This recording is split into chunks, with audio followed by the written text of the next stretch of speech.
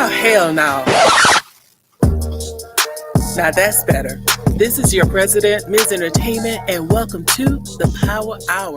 We getting ready to kick this thing off in 5, 4, 3, 2, 1. Let's go.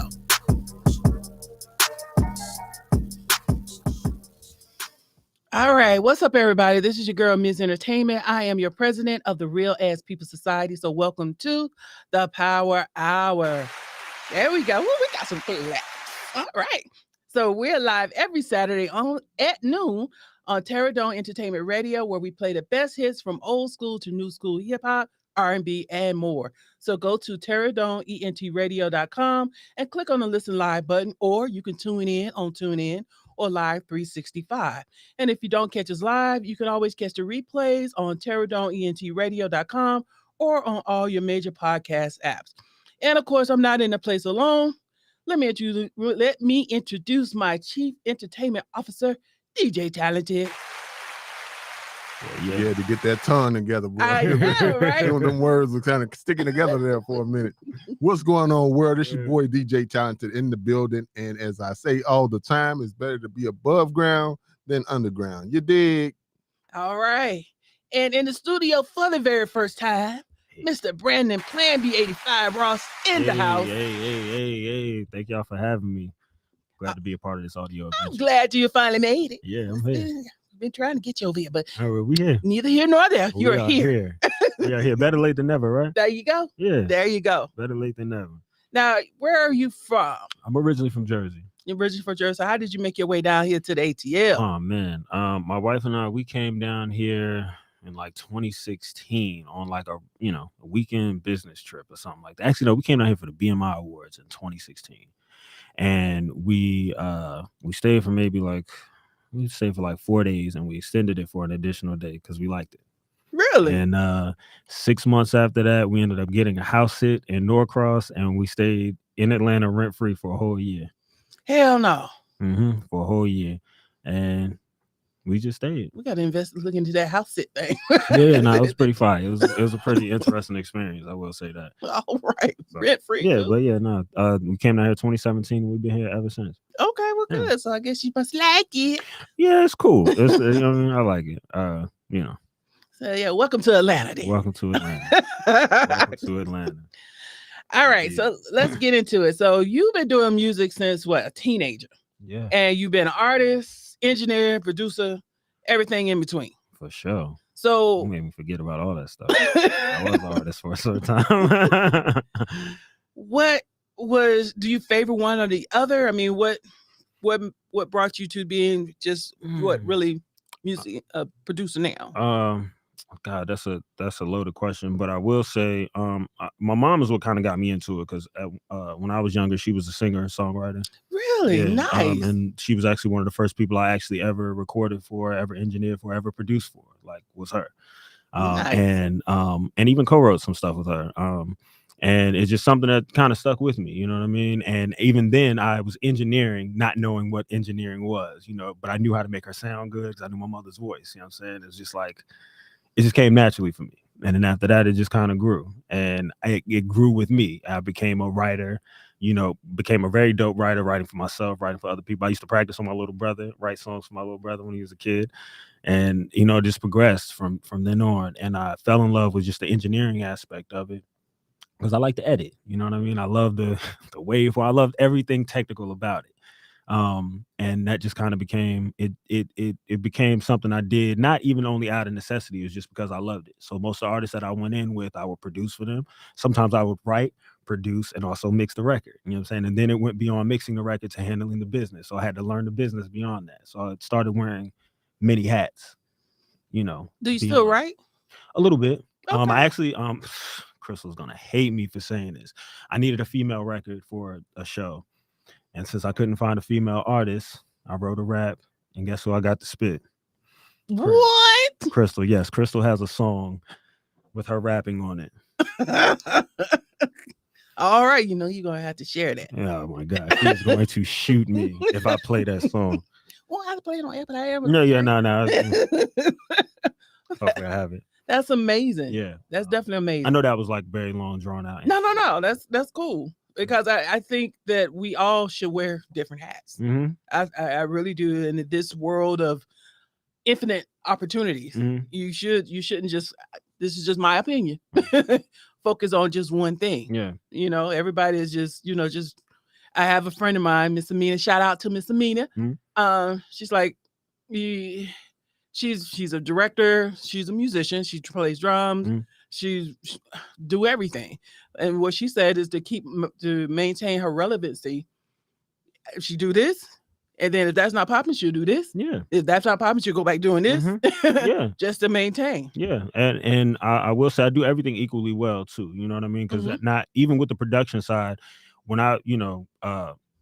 not everybody's always purchasing beats or I'm not always sending out a bunch of beats to a bunch of artists. It's not always that. It really comes in waves. Mm-hmm. But I'm always mixing records for artists. You know what I mean? People are always sending me sessions to mix down. And on top of that, when the sync stuff comes, I have to go back to some of these old records and I got to remix and redo this. You know what I mean? Mm-hmm. Do edits. So I have to do everything at a high level. Period. I have to do everything at a high level. Even with the business, I have to make sure these records are registered. I have to make sure this admin is straight. I got to make sure the splits are right. Right. I got to do all that. I don't rely on anybody else to do that. Yeah. And it's worked out well for me. So yeah. So do you still, as an artist, spit? Do you still perform? Or I come up with ideas, but no, it's ancient history now. It's complete ancient history now. Yeah. Okay. Yeah. No. That's okay. Now you're the owner of 1985 Music. Yes. Now I'm gonna have to ask, what is the significance behind Plan B in 1985? All right. So all right. So 1985 is the year I was born. Okay. Yeah. I'm an old head, young OG as they call it. Plan B was. You're not old. I mean, I'm about to be 38 in December. I mean, that's not old. No. But to some of the youngins, to somebody that's 25, it isn't 35 and 36, 37 old. Well, yeah, they do say that. Yeah. The older guy. Be that as it may. Oh, I don't kid, because I look at it like, shit, I graduated from high school the following year. So and I graduated in 04. See, that's 20 years ago. Yeah, you still young because I graduated in 97. See, when you put it like that, then okay. Here we go. All right, so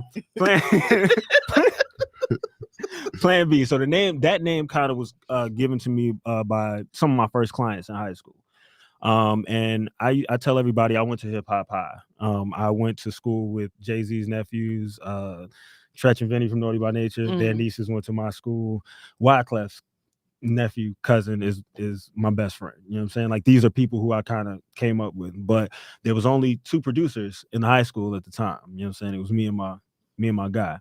But there was another engineer that was floating around that was, I guess he was mixing and recording folks' records. But apparently this particular day, these clients had set up a session with him and the session just went awry. Like they were like, and they were scrambling, calling everybody they could. Yo, who got a studio that we can go record at? And they led them to me.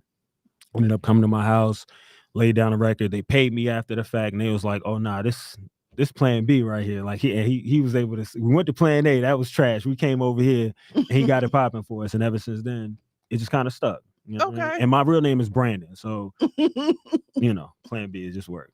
Yeah. Plan on B. Yeah, Plan B. And then they always make the joke, the pill, whatever. Yeah. That's what everybody relates it to. Yeah, the pills. Like you don't want to keep. Yes. I mean, what is this? Have we had to use them in the past? Of course. So it's all one. Yes. It's definitely all one. That's so funny. But yeah, that's where the significance of just Plan B has come along. And my mom calls me that when she wants to be funny, and my grandmother just recently started me calling that because it's funny. Okay. Look at my grandson, Plan B. Like Jackie, he almost was a Plan B. Jackie, stop it. Exactly. Almost. That is hilarious.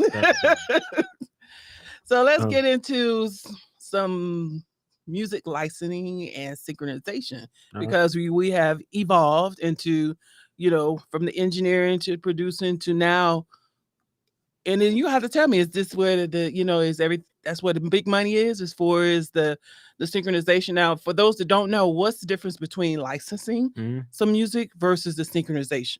It's pretty much the same thing. Music licensing and syncing it goes hand in hand. They either call it sync licensing or music licensing. You can do both.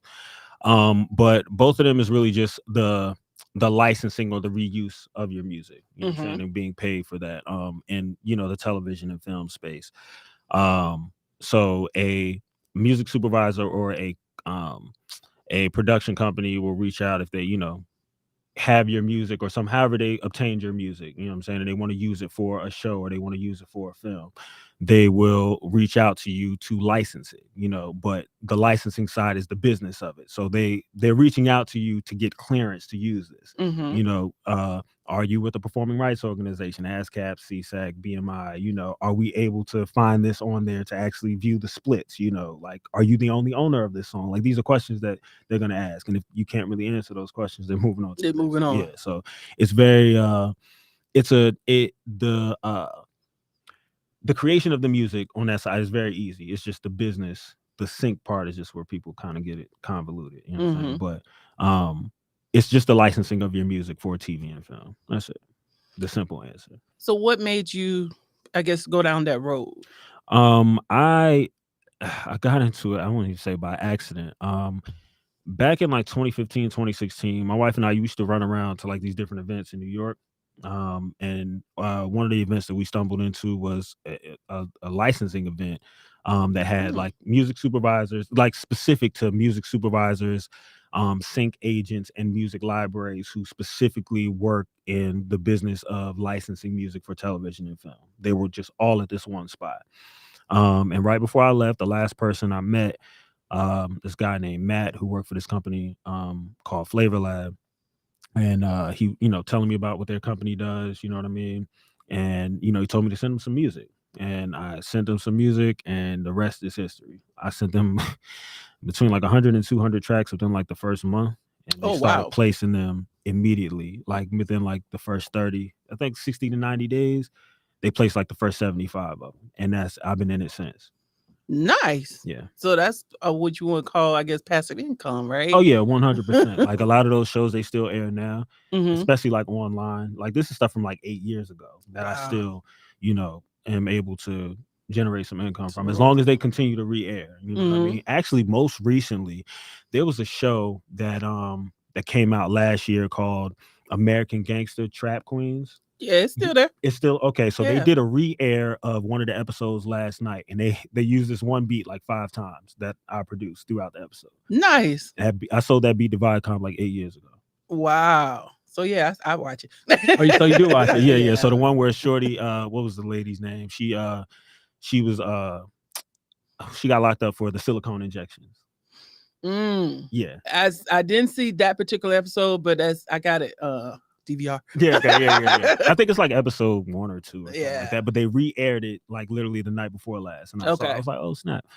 So how does that make you feel when you hear your music on a show or whatever? You're like, oh shit, that's me. Oh yeah, no, it's crazy.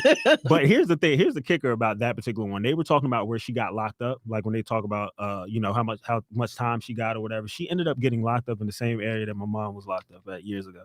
Alderson, West Virginia. Okay, now you just opened that door. It's crazy. No, so yeah, I'm like, they're using my music on a segment where they're talking about a spot that my mom was locked up at. And Martha Stewart was locked up there too. Mad people. Now you gonna talk about your mom? No. No, we can. No, my mom. We're. How did that? How old were you? Oh my God, how old was I? I was like 7, 8 years old. I remember that day like it was yesterday. I remember the SWAT team coming to get her and everything. I remember all that. Jesus Christ. Yeah. My mom was into some heavy stuff. She was a trap queen. My mom was a little trap queen. Shout out to Joyce. They need to come in and interview her for the show. Oh, nah. If you're being serious, I will bring my mother up here. Hell yeah. I'll bring my mom up here. Because my mom has a legit story to tell for sure. Like, shout out to my mom. She's amazing. Yes. Nah, she is. Well, yeah, my mom used to run around. She used to be a little crazy, but she did like 3 years up there. And I used to remember, like, my grandfather when we were younger, taking that trip from Richmond, Virginia, driving to Alderson, West Virginia. It's just like, How long was that? It was like about, it was like a 5-6 hour drive. Oh, Jesus. Going out there, I think. Yeah, stay the night Probably. and drive back.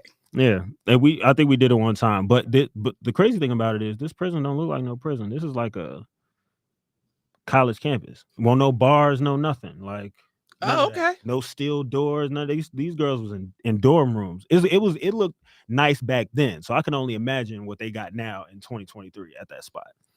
Wow. So you said SWAT come up as a 7-year-old. What the hell were you thinking? Like, oh my God, somebody in trouble. Somebody in real trouble. Somebody in trouble. I mean, did they really need the SWAT and everything to come to get one woman? And that's crazy. And God, I don't want to get too detailed, but I just remember it like it was yesterday. Like, it was like an L-shaped apartment complex. So I'm at the bus stop, which is here. My apartment is here. All right. Mm-hmm. And the SWAT, they didn't care. There was 2 cars that came, and the van that came in almost ran me over. The young girl, some girl behind me pulled me out of the way. You know what I'm saying? Like, in the nick of time. She's like, this, like it happened so fast. Yeah. Snatched me back, and I'm getting on the bus. As the bus is driving off, I see them kick my door in. Oh, wow. Yeah, that's crazy. Yeah, 7 years old. 7, 8. Yeah, something like that. Yeah, 7, 8 years old. You need to submit, head to Trap Queens, and then they can play another one of your songs. Yo. Now let's get back to the music. Yeah, no, for sure. I know that veered off into something crazy. Yeah, it did. But very interesting. Yeah, no, for sure. Now, you said you just happened to run into somebody, and that's how you got into it. Mm-hmm. Now, what if you have a whole bunch of, because we have a nephew that's a producer. Mm-hmm. How he not running into anybody, mm-hmm. how would he have a chance to I guess connect or see about his music? Well, I'll break it down for you. I will break it down. If I was starting out, I would find a music library, because music libraries are the people who have the relationships with the music supervisors. They have the relationships with some sync agents, and they also have relationships with like the networks, mm-hmm. Viacom, which owns like, BET, MTV, all that other stuff. Yeah, they have those relationships, and they have music libraries. They pretty much house a bunch of music, you know what I mean? And that's what they do. They distribute it out, and see who's going to license it for whatever project.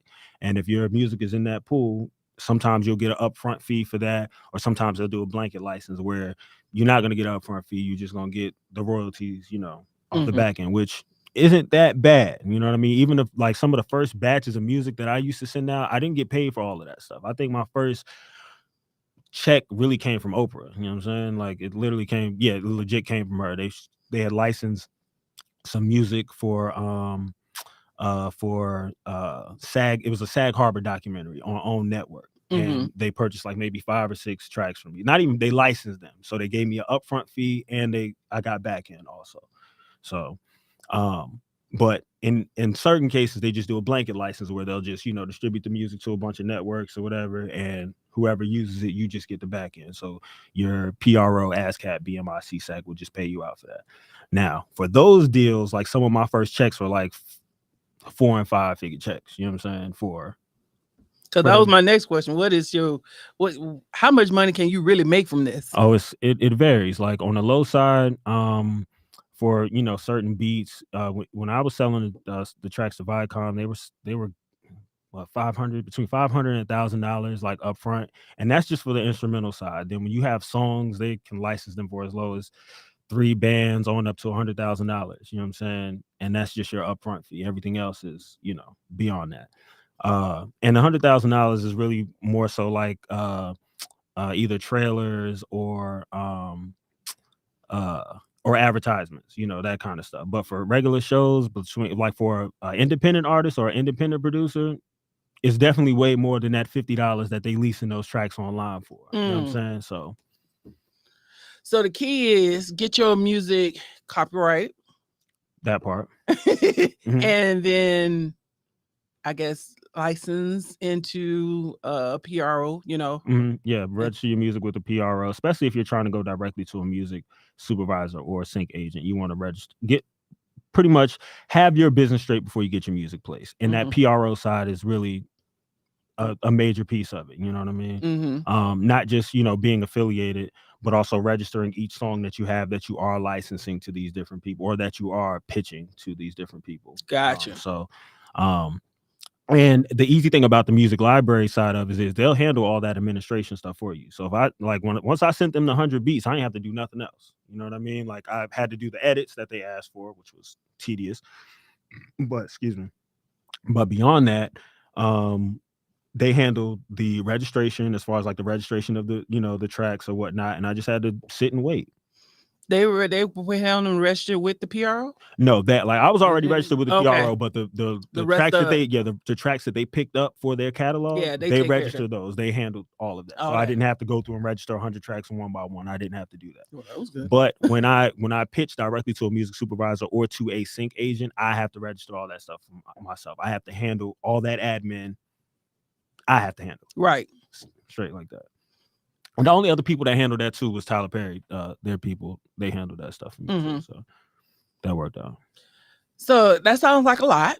It is a lot. It sounds like a lot. So but it's more business than creative. Right. Yeah. Now you're gonna be teaching a class, right? I want to. Now we're gonna be teaching a class, right? Okay, she's forcing me. Yes, I'm gonna be teaching a class. Yes. So just talking about a little bit of what you're going to go into for your class, and I'm assuming it's really going to stick to the business side. Yes, because I don't think I have to teach anybody how to make beats or how to create any music. By the time you jump into sync licensing, I shouldn't be having to teach you how to make no music. Mm-hmm. So you're just gonna handle that, dog. You're gonna handle the business. Like literally, are you with the PRO? Are the other writers or co-writers that you're working with, are they with the PRO too? Like, because you know a lot of people are collaborating with other artists and other producers and things like that. And sometimes, and I can't do business with anybody who's not with a performing rights organization because that's gonna hold me up. It's legit going to hold me up. Now, why you say that? Because before I pitch to a music supervisor, I already know the questions they're gonna ask me. Okay. Whereas one of the main questions is this record registered, and are any of your co-writers are they with the performing rights organization, number one, or do they have a publishing deal? Those are the questions that they're going to ask me. They don't care about the music specifically. It's the business. It's the business side. That's what they're asking me. You know what I'm saying? So if I can't have those answers for them up front, I've lost the deal already.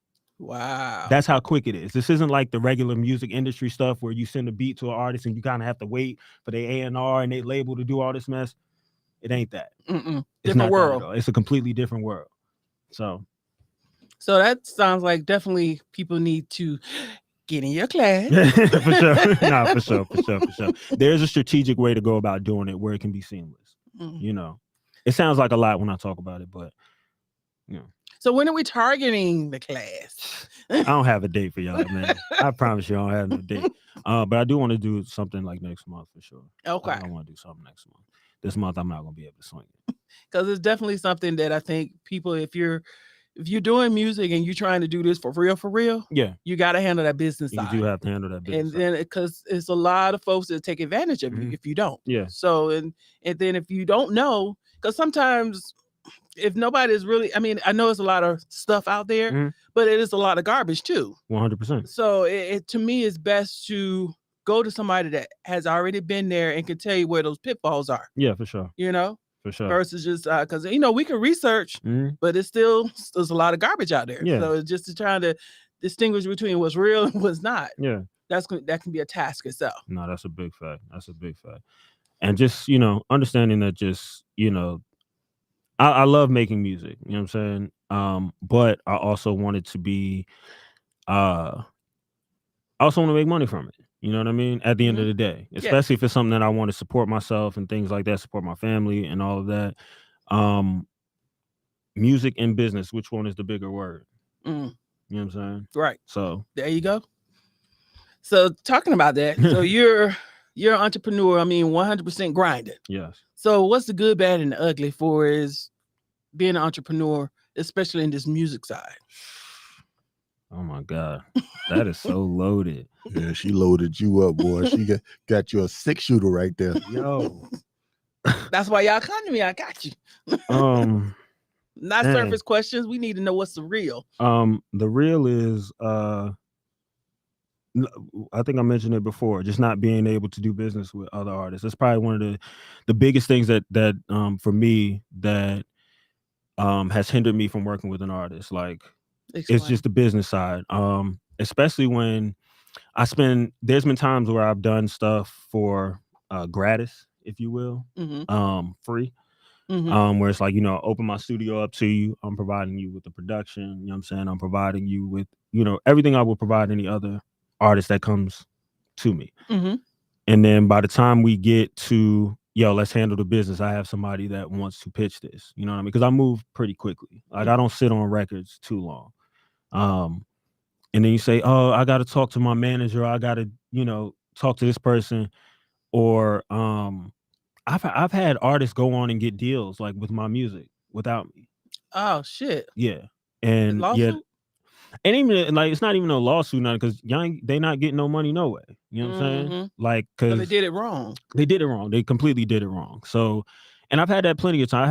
I've had that done plenty of times, and it's just like now I'm more so I'm just very tight knit with just how I create with artists and how I do business with them. That's why it's only a handful of people that can say, yo, I'm at B's house, like like I'm cooking up with him for like a week straight. You know what I'm saying? Like I have clients that come down, they travel for me. You know what I'm saying? Like when I left Jersey, I had people that come to Atlanta and legit, they, paying me a deposit. Like, yo, I'm gonna be with you for the next 3 days. What's the ticket?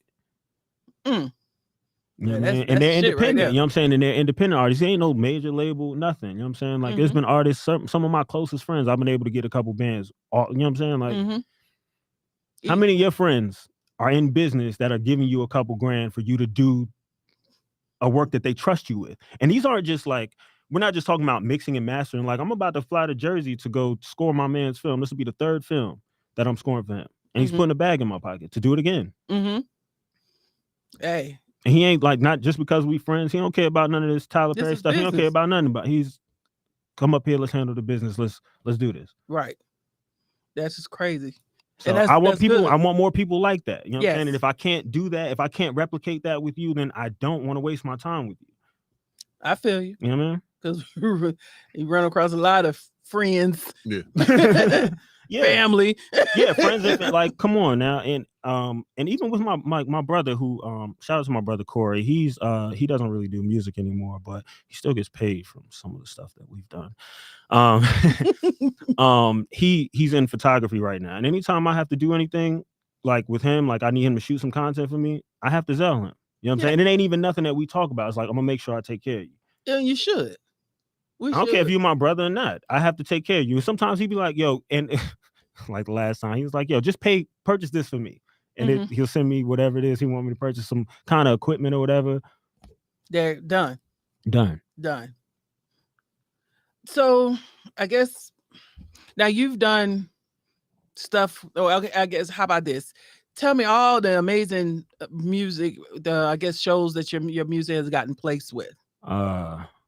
Well, most recently, Sisters, All the Queen's Men. I've done an NBA commercial. I've gotten music on several NFL games, Basketball Wives, Love and Hip Hop. Oh my God.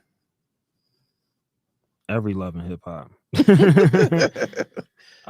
Sag Harbor with Oprah. Now, how was that when you got that check from Oprah? How the hell was that? I mean, I actually still have that check too. I should frame it. It's in somewhere in my business files, but it's a check from Oprah Winfrey Network. Yeah. Yeah, I'll be having that. Yeah, it was just like, yeah. And this is before Instagram. I wouldn't say it was before, but I was like, I don't think anybody wants to see me post up this check. Shit. And it was light too, you know what I'm saying? Like Oprah probably could pay me a little bit more money, but I ain't mad. I'm not even mad. And Oprah Winfrey Network, yeah, underneath it, cool. Signing that, so it's cool, amazing. So, yeah, amazing. No. So that is that's you've done a lot. Yeah, to be a young old head, is as you call young old head. Old head, young. I don't know.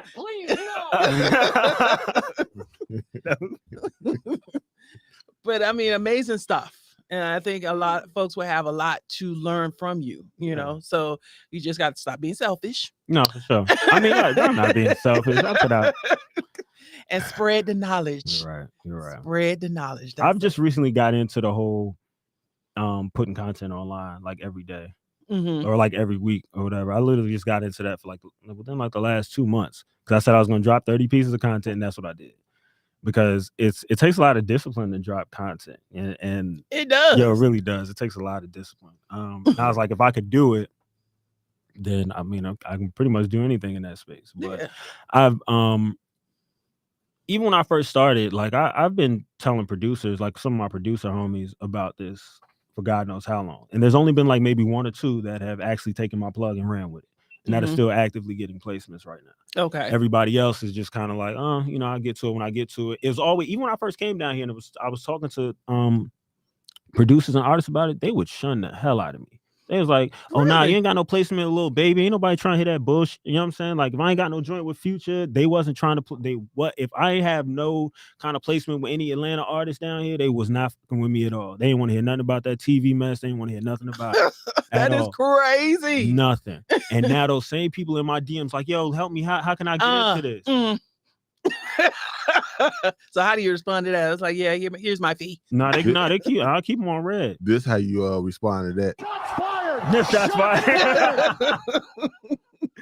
Nah, I don't even. I leave them on red. Honestly, I really do.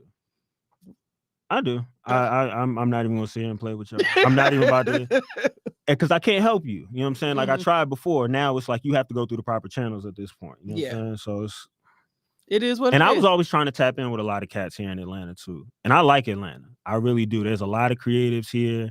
There's a lot happening musically here. At one point, 90% of the music that was on the charts and that was on television came through Atlanta. It doesn't matter if it was created here. They had to go through a mixing or mastering engineer that came through here. It had to be promoted here. Some kind of way it had to pass through this city. You know what I'm saying? I don't care if you was from New York or whatever. In order for it to be hot, it had to pass through this city to some degree. You know what I mean? Whether it be the writer down here, the producer down here, it came through this city. And people don't get that. I've read the credits now. There's at least one Atlanta artist or writer on every song that is out right now. Right. I agree. You know what I mean? But the TV and film portion, the post-production side of it is scarce here. It's not here at all. Because they don't get it. They at all. At all. You know what I'm saying? It's still very record business space. You know what I'm saying? Like there's no television or film, anything going on there. The only thing that's happening is the production of it. Like it's being shot here, it's being filmed here. But as far as the post-production, like stuff that I'm supposed to be involved in, it ain't here. It's back over in LA. It's back over in LA. People ask me all the time, yo, how'd you link up with such and such at Tyler Perry Studios? Was it somebody down here? Absolutely not. It was somebody in LA. I believe it. Yeah. They're shooting here to get the tax credit, but all that production, and that's one thing that I don't know. I guess I don't know how to do it, but I think that's one thing that we need to work to change because we got a lot of talent here. They're here. But people, because we even did a panel discussion talking about, but this was more on the actor side, but it's still though, they come, a lot of the productions, they come here to shoot, to take advantage of the tax credit, but then you don't use the folks that are here. You're use like the catering and stuff like that, or below the line or whatever, but on the post side or just even above the line, you're not using it from here. They're from LA or New York, mostly LA. So but I mean, it hasn't discouraged me any. Like I still run into some cool, creatives, and it's really just networking. That's all it is, and just building relationships. I know people hate that. People hate that all the time. Like, oh, that's really one of the easy. That's how you're gonna get your placement. Honestly, you have to network. You have to build with the person next to you. Honestly, I agree, because I said you can't stop with networking. You got to build that relationship. And make it meaningful. You know what I'm saying? Don't just be, I'm only rocking with this person just to get a television placement, because it ain't gonna work like that. No, because people know when you ain't for real. Yeah, it's not gonna work like that. I was just telling somebody in another interview that I did earlier this week that this young lady who I got my first song placement with, not instrumental placement, song placement. We placed a full song on All the Queen's Men. I've known her since she was like 9 or 10 years old. You know what I'm saying? Wow. Yeah, like me. That's my best friend's sister. Wow. And she always came up. She came up in the church. And she's, shout out to Dominique. she's grown to be like this praise and worship leader. Like she knows how to create a song off the top of her head. Like if I brought her in here right now and play the beat, she could make a song on the spot. That's how talented she is. And that was one of the first song that we got placed was one of the first 3 songs that we did when she came to my house. Nice. And we did those in 2017. They got placed in 2022, 2023. Hey, they got placed. That's all that matters. Yeah, but that's somebody who, like I said, I built a relationship with. You know what I'm saying? Like somebody that I actually know. And they trust me on the music side and in business. So what's the ugly side of all this? What would you say the ugly side? The ugly side of this music business besides the snakes or whatever? What have you encountered that's just like that? Now, that was some fucked up shit. I think that was it. Just the whole the convoluted business stuff. Like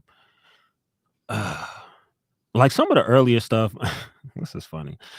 I used to operate, and a lot of people don't know this. I used to operate like Suge Knight when I was young. In the music, when it came to like the music business, you hanging folks from the balcony and shit. Not the balcony per se. Not the balcony per se. Please, no. Yeah, no, yeah. Nah, I when I was living in like Newark, like after I graduated high school, I moved to Miami and I moved back to New Jersey. And I was kind of just running around, trying to get certain beats off and things like that. And, just kind of learning how to do business back home. And there were certain instances where, some of my OGs would have to go to like certain people's spot to go collect my money. You know what I'm saying? Wow. For like a joint that we did, a joint that we recorded or something like that. Like, and I remember one instance specifically where, sent my man's, he was a bigger dude too, you know what I'm saying? And he was a little crazy. I gave him the address to this guy's house. I was like, yo, this is where he at. You know what I'm saying? I think it was like $750 or something like that. Cause I think I charged him like $750 for the beat and I never got the bread. He went out. I couldn't tell you what happened when he came back. Not only did I get the money, I got a cell phone. I also got a laptop. And the laptop, I got a laptop and I got something else. I think there's something else. That was interest. That was it.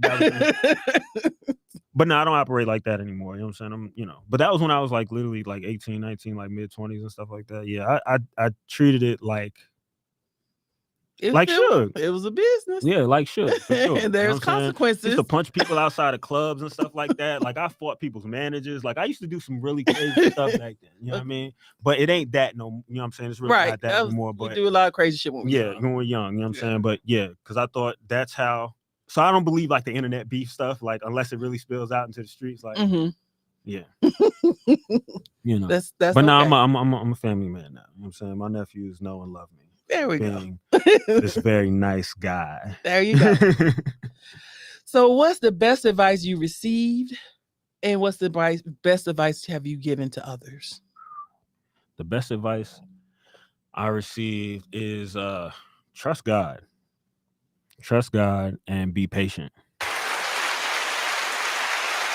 And you're talking to a therapized version of me right now. So I wasn't always a patient person, but this business has taught me to be patient because there's certain things that just don't work out on your time. It's legit God's time.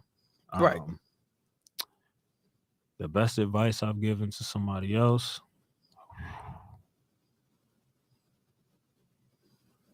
Trust your gut feeling. Trust yourself. And never stop. That's never stop. Advice. You have to keep going. You have to keep going. One of the last messages my aunt sent me before she passed, she said, I respect your tenacity. And it made me look up the word. like, what you mean by this? This is when I was like 17, 18 years old. And it stuck with me. Like, it was like, I haven't stopped at all. You know what I'm saying? Like, I have not stopped. Yes, I've taken a break from making beats in certain instances, but I have not stopped doing what it is. Right. You haven't stopped overall. You have not stopped. One foot in front of the other. Yeah, you just change paths. That's it. Just change paths. You know what I'm saying? But the end goal and the journey is still the same. There you go. So, all right, then. Yeah. That's what I'm talking about. All right. Well, let's get into some hot topics. So we got to talk about this before we move on. All right.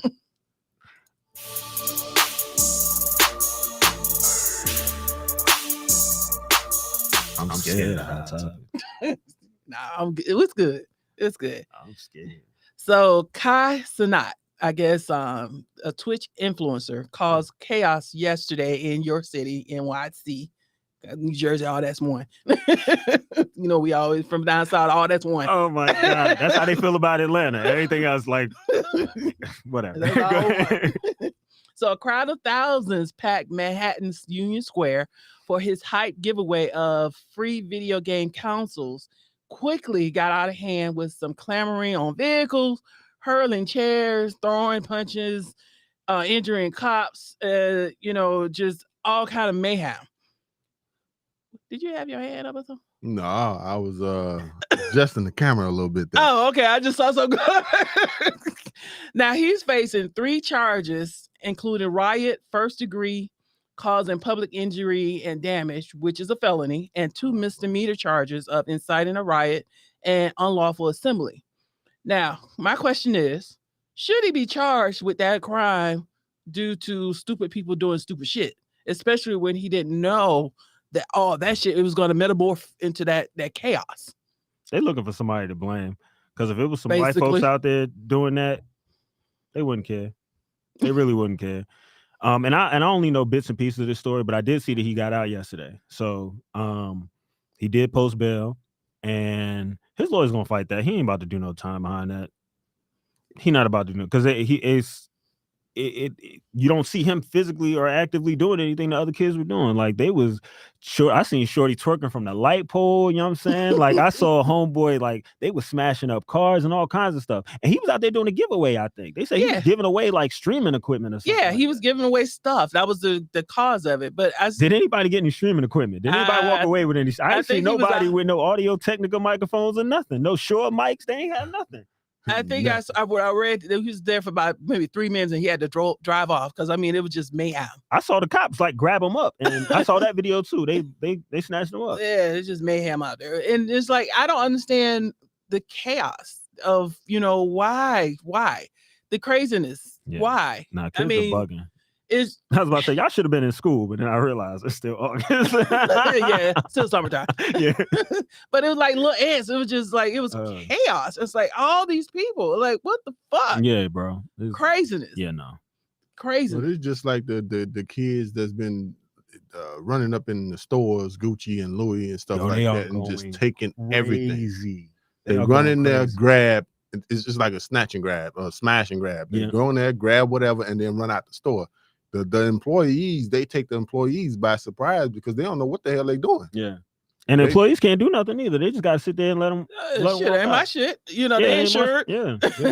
But I think it's different, because he was out there trying to do good. Mm-hmm. And then they just came and just started destroying shit.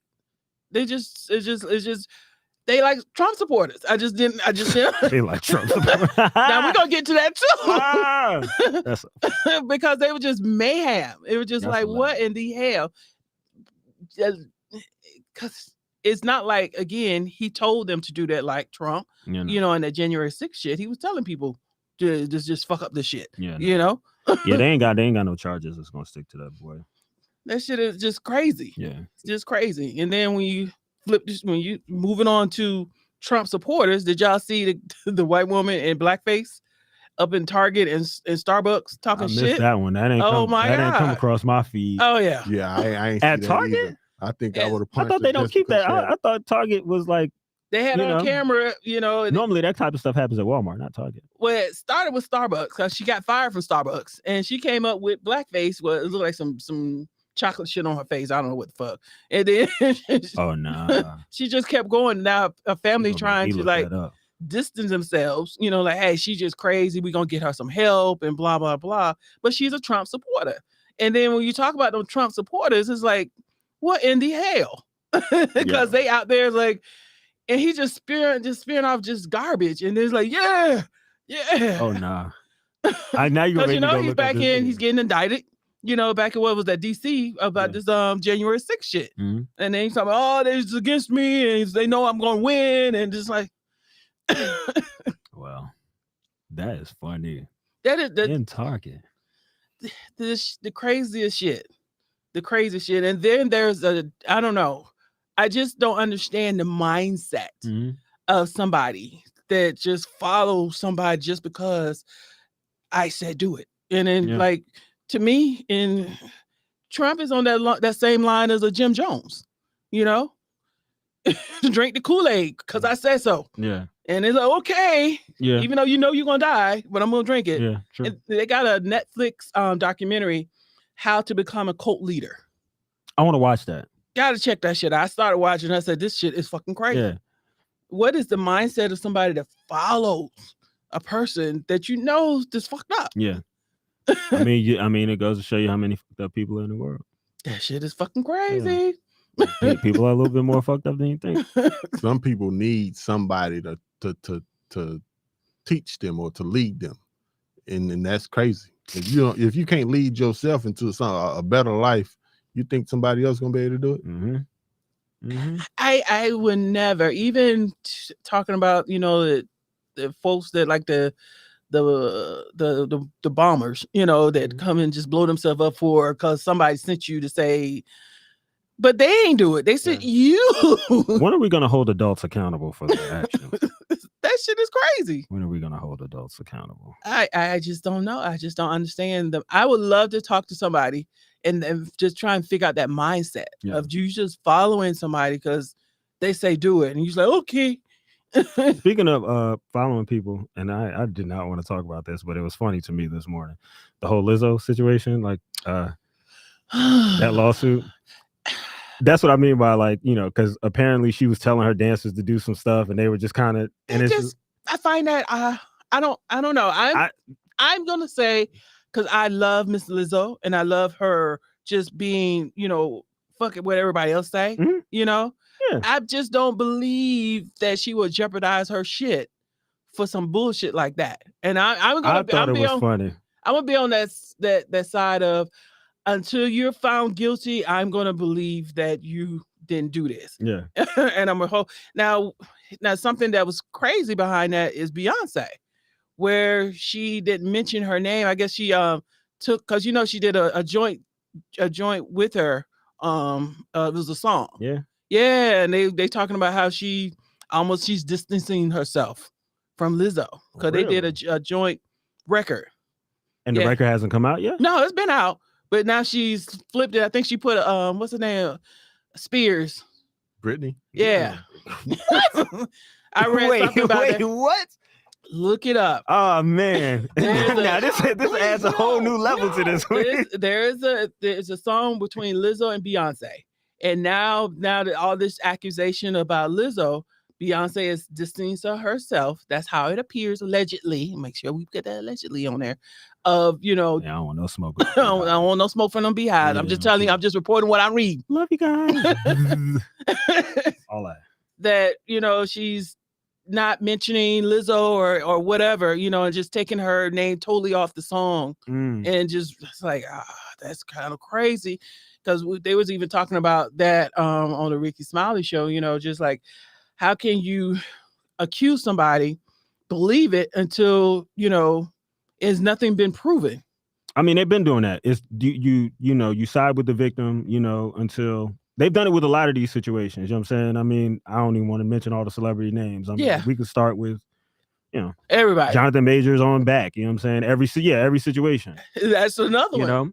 They were at the beginning of the year, both of them hot. Now at the end of the year, everybody like, who? Oh yeah. I don't know. And I felt like Lizzo was like America's big girl sweetheart at one point. You know what I'm saying? I love me some Lizzo. I love the fact that she is gonna follow her heart and do what she's gonna do, regardless of how y'all view her for her, you know, her appearance or whatever. It's just, because personally, I don't want to see. They tried to get her up out of here when she was twerking at the Lakers game. Yeah. I was like, oh, you know, I mean, you can't do that, Lizzo. Come on now. You can't do that without them kids. But you know, they swept that under the rug and kept it pushing. Now it's just the fact of her body shaming her dancers was the funniest part for me. And then I saw it was somebody was doing an interview of the three ladies, and all of them are fired. They were fired, you know, from her. They didn't quit. They were fired. They were fired. Okay. So she's telling you to do this, you know, eat the banana out of some girl's pussy. Why would you do that if that's not something that you want to do? Remember the Just Say No commercials. I guess they feel like, well, if I don't do this, then she gonna fire me. Okay. I mean, your life doesn't stop because you're not on this tour. Yeah. I mean, you can always say, I was on this tour. Yeah. You know, I don't get it. Again, when are we gonna hold adults accountable? Following. Hopefully, I'm praying that Lizzo wouldn't have done some shit like that, because that's crazy for her to jeopidize her career with something like that. Yeah. You know, that's just she'll crazy. Be all right. She'll bring that flute back out. We're gonna get some more hits from her. She's gonna be fine. Yeah, as long as it wasn't done to no kids, so she'll be all right. Oh yeah, no, for sure. she would be for all sure. right. It's just crazy. Minnesota's still gonna love her when she come home. Yeah. All right, but that is my hot topics. Let's get on to this real ass question of the day. Oh God.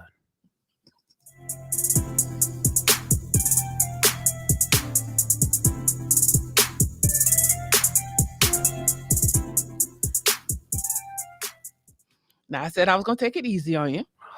So can you hear my heart beating? No, it's good. I promise I'm taking it easy on you. So here's my real ass question of the day. If your partner got a job that's a 50% increase in pay, right? She like, they went on the interview. They say, yep, you got the job. I mean, now she really she meeting ends like a motherfucker. Mm-hmm. The only thing is, she'll be working for a former boyfriend. Would you want her to would you stop her from taking that job?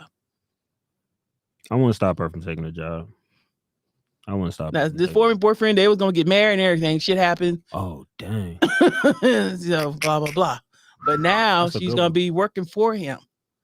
I would say it like this: what kind of connection do they still have? Yeah, that's what I would chalk it up to. Like, and I mean, if I'm being honest, she probably got the job because of her connection with him. You know what I'm saying? Like, it just, I mean, I'm sure it's probably half work or whatever, but when's the last time you got a job that was a referral from somebody that you really rock with? You know what I'm saying? That was the reason that you got the job. It wasn't because of your work ethic or anything like that, or your resume. That helped. Mm-hmm. But this other person was able to vouch for your character for sure. Right. So, and you know, my wife has pretty good character for the most part, and I can understand how other men can find that captivating smile so just melting and all that other BS. But would I let her? Yeah, but my presence would be known. It would be felt for sure, and it'd be felt to the point where it might make both parties uncomfortable, and then y'all would have to make a choice as to how y'all want to move forward. I wouldn't let it interfere with the business, because I just know what me being the confident black man that I am, and I know what type of energy I have when I walk into the room. When I step into that office, him and everybody else gonna know that's her husband. Mm-hmm. He'll turn this place out. I don't know if y'all have ever seen Sisters, but there's an episode where Zach ends up going into a lawyer's office, starts beating up on one of these dudes that was in there. That's me. You know what I'm saying? Like, therapize Brandon and everything. If I hear something, or if I sense something's going on, I'm on his head. The thug job, I don't job, but no job. Yeah. Should be. You know coming back. Like, so yeah, it would be. Yeah, you can have the job. I'm not gonna jump in the front of you progressing in your career, especially when I know that you are career oriented. I don't want that to stop you. You know what I'm saying? Like, because I have female clients too. Some of them that, I maybe not have a past with, you know what I'm saying, that I still get money with. They still paying me for stuff. Right. Because just look at it like this: if he don't moved on, whatever, even though they had a Is past, this dude married? No, it doesn't matter, because he can always get a divorce. Nah, because never mind. I ain't even gonna go down that road. Let's say he's not married. Work wife. Have you heard of the work wife? That's a real big thing. Yes. Yeah. So now I gotta have a what do you call it? A work husband-in-law, brother. What the hell you want to call it? what would you call that? Put me in, boss. Put me in there somewhere. But I'm saying, if they hadn't, because you said what kind of connection? What if they hadn't had connection in years? Mm-hmm. He moved on, she moved on. But when she got the interview and she see who's her, that the interview is, so like, ooh, okay, this is gonna be interesting. But again, she probably got the job again because of their past connection. But it could be business, because he knew her work ethic too. Mm-hmm. Yeah. Now, see, my thing with that is, what's her energy when she knows that's who helped her get that job? I wouldn't even be thinking about that. Is she been more energized from that type of She could be energized for that 50% increase. But no, I'm not kidding. She'll get the job. I don't care about that. But I'm saying you have to look at her reaction to who it is. If she doing more than she normally does going to work, like if she really sprucing herself up. You start seeing the difference in the energy. Like, oh, she putting on this lipstick that she don't never wear for me. Oh, she's sitting. We going to work together. Right, that's what I'm talking about. We in there together. I'm at every meeting. New set of lingerie, some new drawers, everything. Meeting, I'm in there. See, then therefore I will have to. I'll be right at you. I'm picking you up. I'm dropping you off. Yeah. I'm picking you up. I'm dropping you off. I'm in there for lunch. I'm probably gonna be sitting up in his office playing with his little trinkets and stuff that he got sitting up on his desk, looking at his pictures and stuff, reading his books, all kinds of mess. Now, what happened to the trust of your woman? Huh? No, I said that from the beginning. Did I say that? But I had it on my mind. I said I trust my woman. You know what I'm saying? I know that part, but for you to be up there looking at his trinkets, making sure you see me, motherfucker. Yeah, I said my presence is gonna be felt. I did say that, and I did say it was gonna be uncomfortable too. You know what I'm saying? Like, who is this? Oh, that's such and such husband. He here. You know, I got an employee card and everything. I don't even work here. Don't ask me how I got cool with the secretary. You know everything that's going on. I know the meetings. I know when the plane coming in. I know all that. And then that private plane. Oh shit, yeah, I'm gonna be in the luggage when they. Look, I'm like this here. He could be on a private plane. I'll drive your ass to where you need to be at. Sure. But if it comes to that point, I trust my woman. Yeah, no, I trust you 100%. But I don't trust the nigga. Mm-hmm. But she got to say yay or nay. Yeah, she does has to say yay or nay. So I just thought that was that was a good one. That was a good one. I like that. I like that. That's I make you think. No, make you think for sure. I'm gonna ask you that question when we get to the house. You don't want to stop that bag. Yeah. I don't want to stop the bag. Definitely don't want to stop the bag, especially if you get like a 50% increase. You know what I'm saying? At least one of us got it. Yeah. You know what I'm saying? I mean team player. Get your bag, man. It's just that you can't change who you've been to change yourself but maybe, for somebody else. Yeah. You change yourself for me, but you don't change yourself for somebody else. But maybe if she let the girls, show a little bit, maybe he'll give her another raise. Bum bags is ain't nobody finna get no more raises unless you're doing some more stuff. Oh yeah. No, that's true. You got to do more work to get more of a raise. They already giving you 50 more percent. You think just because you got them fun bags sitting up there, they're finna give you another raise? No, it's gonna be some extracurricular activities. Definitely extracurricular activities. I'm glad y'all like my real ass question of the day. Yeah, that was the damn real one. Yeah, that was a real one. And on the opposite side of that too, not to even extend it, like I turn in a house husband real quick. Okay. Yeah, I might turn in a house husband real quick for sure. It's like, oh, you got the 50% increase. Oh, dinner cook, house gonna be clean, all types of mess when you come home. Now you got time to go and pop up. I got time to go pop up. I'm working too.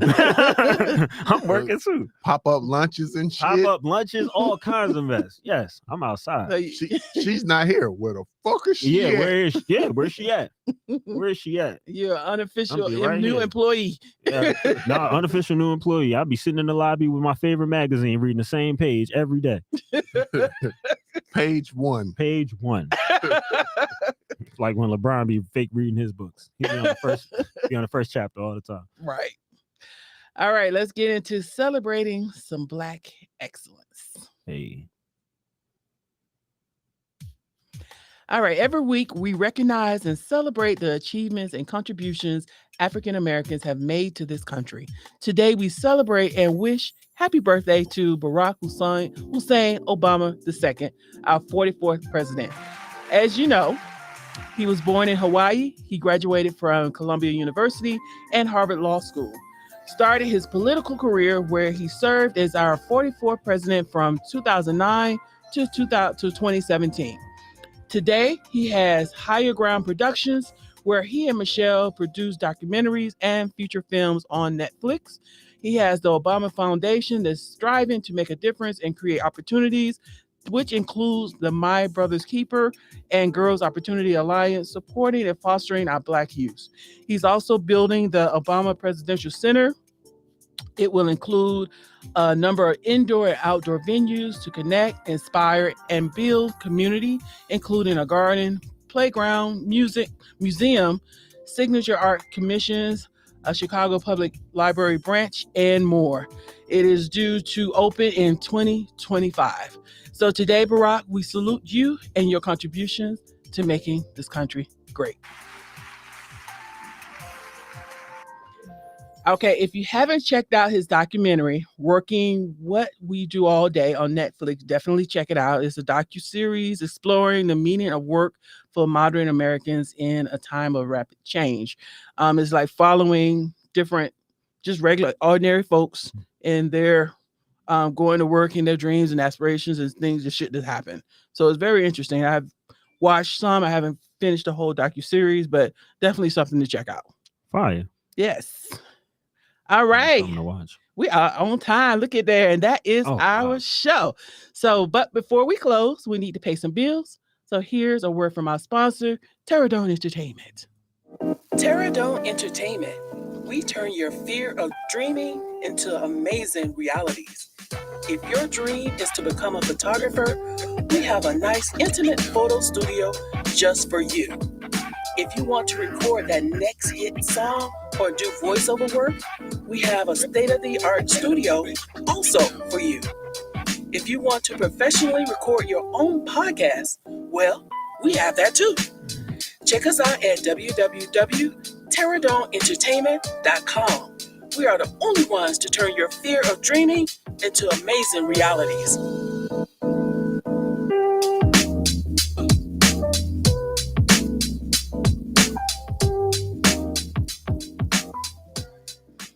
All right. Shout out to Dude over there, producer extraordinaire, for some of those beats. If you have any questions or comments, email us at info@terradomeent.com. That's info@terradomeent.com.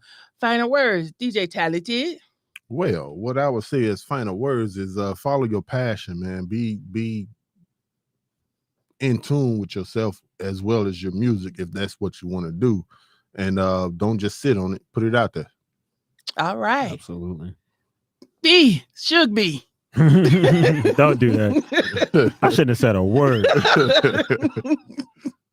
shouldn't have said a thing. Yeah. Final words from you. Live, laugh, and love.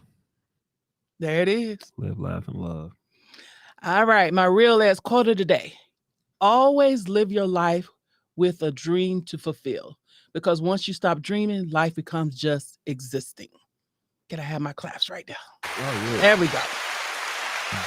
All right. Join us live every Saturday at noon for the Power Hour with the Real As People Society crew here on Terradome Entertainment Radio, and catch the replay of this show and other shows on terradomeentradio.com or on all your major podcast apps.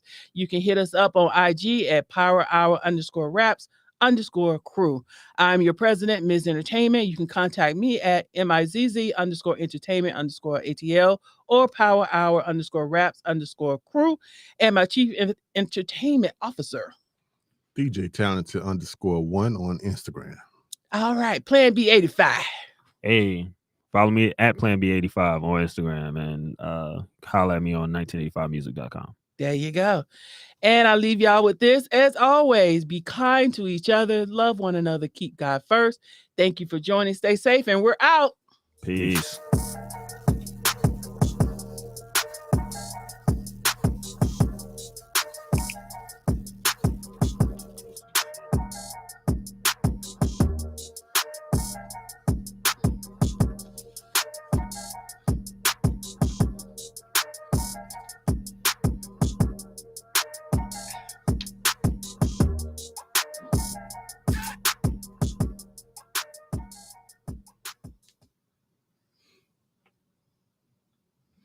Are we off air?